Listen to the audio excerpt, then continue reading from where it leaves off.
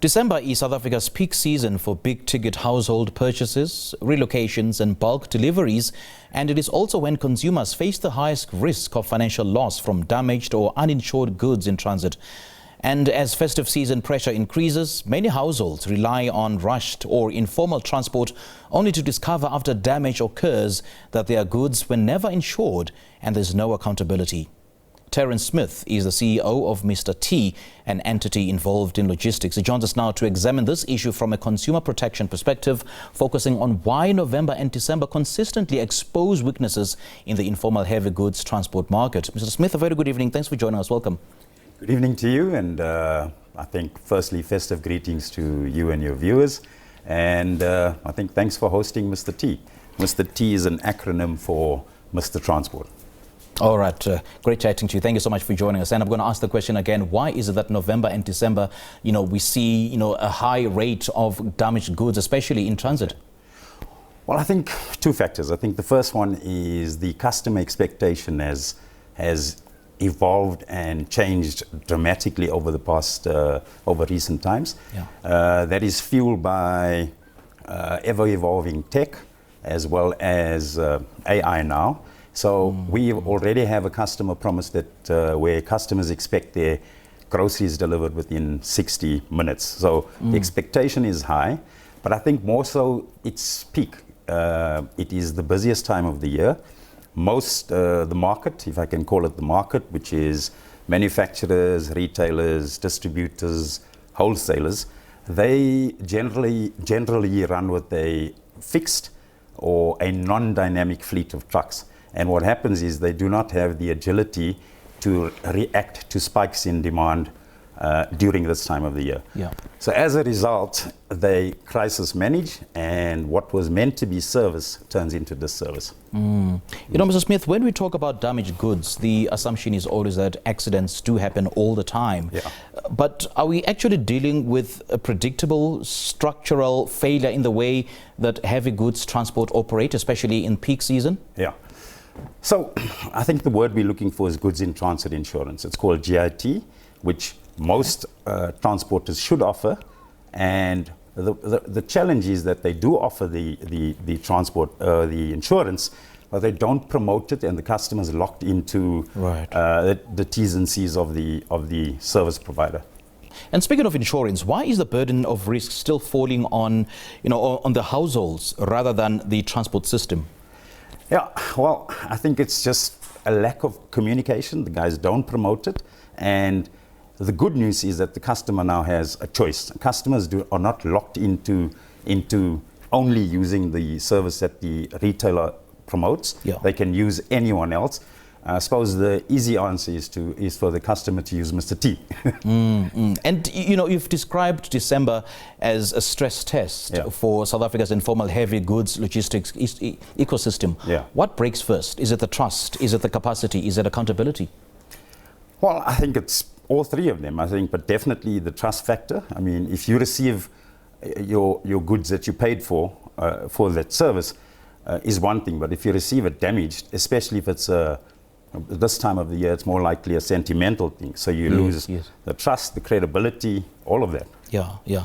Is a spike in damage and delivery of damaged goods, driven, by increased volume, or by the way informal operators are forced to scale too quickly? I think it's because they're locked in to a rigid fleet. They do not have a dynamic fleet. So what happens is when the peak hits, they're not ready to react for it. Yeah. And to what extent then does the festive season demand reward speed over safety? Speed over safety, yeah. Well, I think, like I said, the customer expectation is that the deliveries need to be done quicker. So the service providers are forced. They're chasing a schedule, and all it ends up becoming is a ticking of a box. Do you get a sense that the market itself, I would say, incentivize reckless handling of the high-value goods? I think they do. Incentivize. Yeah. Well, the market demands that you have to provide goods in transit insurance. The problem is when you're desperate, you end up using the man with the van, and you don't use a reputable, vetted operator. So the market demands it, but I think the consumer often because of lack of choice and variety, just goes to anywhere. How often is it that the informal, logistic or transport operators transport goods without insurance? And do you think the conversation now should shift around whether it's mandatory to have household or goods insurance? I think it should shift that it becomes mandatory. And I think it's the responsibility of players like ourselves that enter the market. We have brought the tech, we've brought the innovation.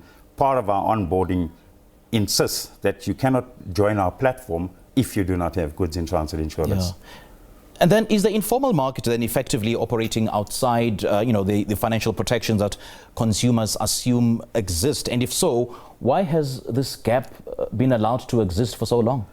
Well, simply, I think it's a lack of awareness. I think people assume if I use a commercial vehicle, that vehicle will have the necessary insurance to protect your goods.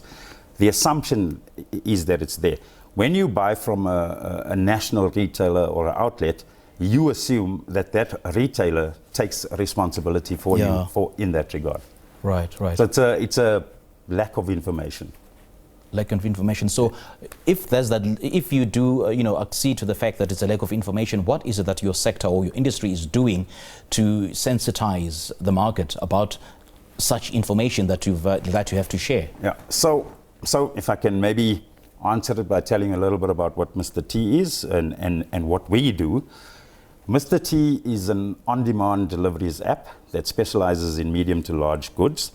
And it's a first of its kind in South Africa. Yeah. And we have brought, it's similar to an e-hailing service. You can book a delivery on our app, real-time, on-demand, from the comfort of your home, or you can book it from anywhere in the world. The app basically connects the customer with an available driver with the right size vehicle to carry your load at that time. Our process is that with Mr. T, when we sign you up, we insist you must have goods in transit insurance. We validate the driver, we validate the vehicle, we check your insurance.